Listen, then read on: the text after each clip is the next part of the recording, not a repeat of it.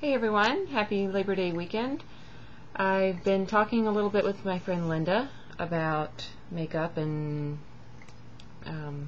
foundation and how, what to use if you have really dry skin, and she's looking for something new, and we were talking about, how much easier it is to apply a powder versus a liquid, and she was saying that she doesn't want to spend a lot of time on it, and so I was just timing myself putting on liquid makeup with a MAC dual fiber brush, and ended up doing kind of like a, as you can see, kind of a light, not really a no makeup look, but a very light makeup look. So I thought I'd do a quick video about how to do that. And I'll show you what I've got here. This is, put that down a little bit. That's the makeup I used today. One of the shadows out of here, and then you see all those brushes? A whole lot of brushes. Brushes are the key to a good makeup job. So anyhow, I started out with, I washed my face up really good with, today is Bliss, what's it called? Clog Dissolving Cleansing Milk. Not the prettiest sounding name, but I have dry skin, and it really, it doesn't dry my skin out, and it really loosens up, like especially through here. If you have clogged pores, it really like loosens up that yucky stuff and gets it out of there. So it feels really good when you're done. I'm going to move this over just a little bit. So I started out with that, and then I put on my let's see, I used Estee Lauder Perfectionist serum, and then I put on L'Oreal Skin Genesis moisturizer with SPF, and then I put on Smashbox Photo Finish primer. Primer is one of the tricks to getting your foundation to look nice and even, to kind of glide on your skin and stay on really evenly throughout the day. So it takes 10 seconds, just kind of rub it all over, but it makes a huge difference. And they sell this in a glass jar, but it's a heavy jar and it doesn't travel well, and it has a pump, and then it's really hard to get all the extra from the outside, so I find you waste a lot. So buy it in the tube, don't buy it in the glass jar. So then next I took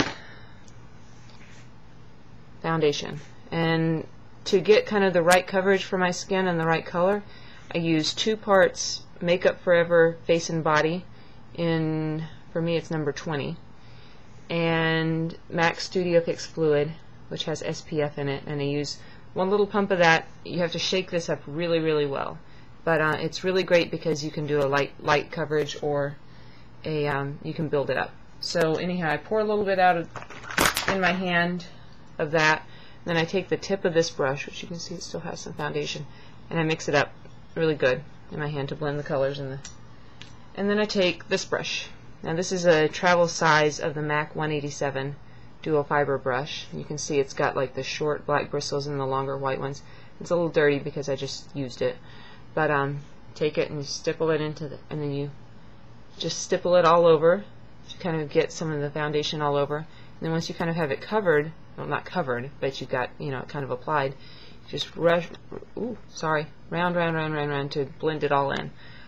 So you want to just kind of buff. And I was timing myself for Linda, and it takes took me a minute and 33 seconds. And that was kind of with going back over through here to make sure I got the coverage nice and even, because I tend to get a little redness through here, so I like a little bit more coverage through there. So anyhow, then I put on some concealer. This is one of my favorite concealers. Believe it or not, they don't sell this anymore, unfortunately. It's Maybelline's Age Rewind Lifting and Brightening Concealer, and it's in the yellow, which is like a color correcting concealer. So I just basically dot it on like in the insides right here, and then I use this big fluffy brush. It's a MAC 227. You just kind of work it in and then blend it out, and it does a really good job. And then this is a really great brush to have because you can do a really quick eyeshadow job because it gets like all over the eye. It's like a 1-minute makeup brush. Anyhow, then I took my Chanel Poudre Douce in peach color, and the MAC 183 brush. This is a fabulous little brush.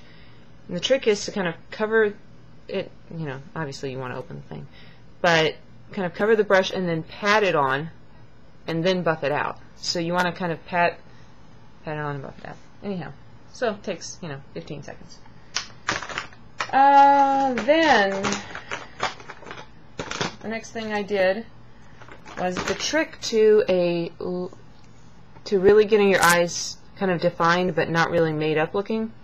And I'm getting a little bit of shadowing in here, so it looks like I have on more makeup than I really have on. Is called tight lining.